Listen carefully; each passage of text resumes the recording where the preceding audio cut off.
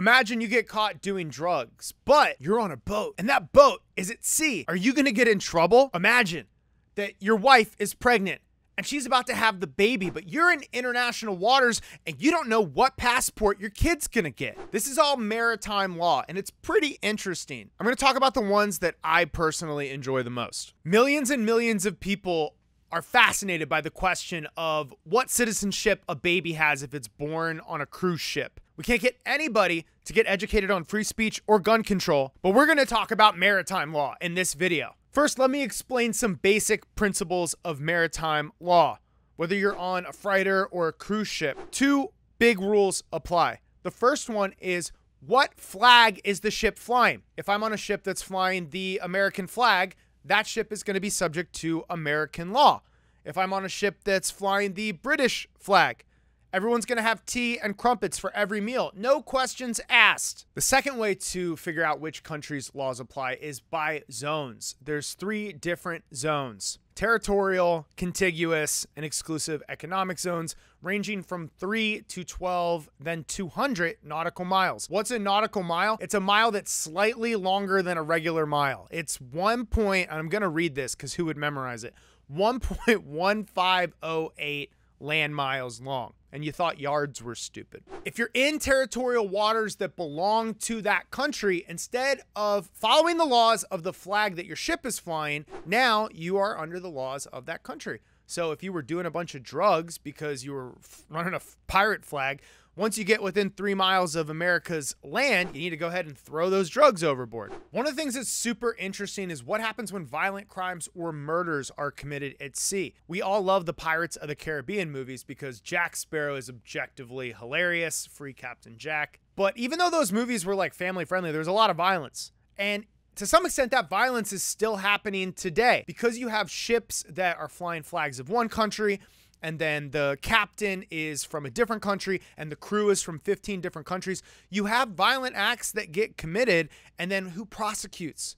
Well, there's not an easy answer. Sometimes the companies that own these ships are shell companies, layers on layers on layers on layers of shells, and you have to trace it back across 15 different countries to figure out who owns it. Not only that, but a lot of the workers come from poor countries. So if they're the victims of the crimes, those countries are not going to put a crack legal team together and spend millions of dollars going around the globe to acquire the evidence to prosecute. So because of it, the high seas are still violent. Maybe not as violent as Jack Sparrow's days, but pretty violent. Whatever country the ship's flag is flying is the country that should be doing the prosecution.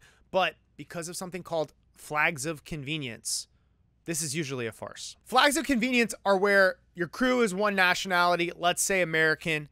Your ship was built in America. Most of your business is in America, but you set up a little bitty office inside of one country, usually Panama. And then you're like, we're a Panamanian country.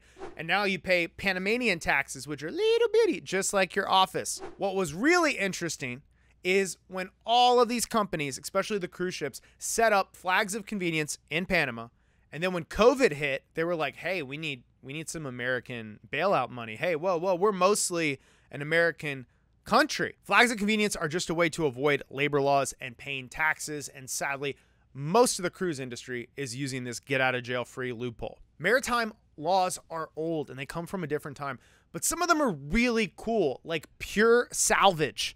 Pure salvage is your ability to rescue a ship and keep a lot of the stuff that you find in the ship. This was created because back in the day, ships would crash all the time. You'd have complete loss of cargo and you'd have an extreme danger to the crew. So the international law wanted to motivate people to rescue and preserve precious cargo. And the way they did it is by setting up the law of pure salvage. To qualify for pure salvage, a few different conditions have to be met. So one, there must be real peril. So if the ship is just sitting out there in a lagoon or in a calm sea, you can't be like, I'm gonna salvage the ship. That's just theft. You're just hijacking the ship. At this point, you're the pirate from Captain Phillips. But if it's really, really bad waters, if it's choppy, the perfect storm is happening, George Clooney's about to die, and this ship is going under, and you show up with a tugboat, condition number one is met. That's that there's real danger, the ship is in peril. The second condition is that you have to save it voluntary. This is probably the weirdest condition. You have to choose to save the ship. That means if you had a duty to save the ship, like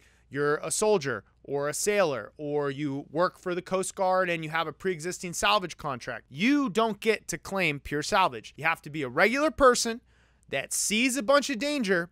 And the third condition is you have to be successful. So if you just attempt to save the ship, you can't be like, hey, you owe me money. The fact that you can only charge for successful rescues came into play with the Ocean Gate submarine disaster. Those rich, careless people were inside of a submarine that violated every safety rule that the entire industry had, and you had tens of millions of dollars of people looking for them and searching with all kinds of crazy high-tech gear and full crews, and that money is probably never going to be recovered because there was not a successful rescue. So the three conditions are, again, real danger, you choose to approach it, you're successful with the save.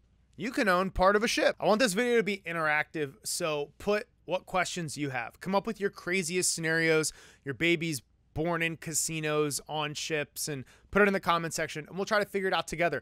A lot of these questions, there's no easy answer because of how old and how complicated maritime law and international law is. Don't forget to check out our other videos, and as always, remember, I'm not your lawyer.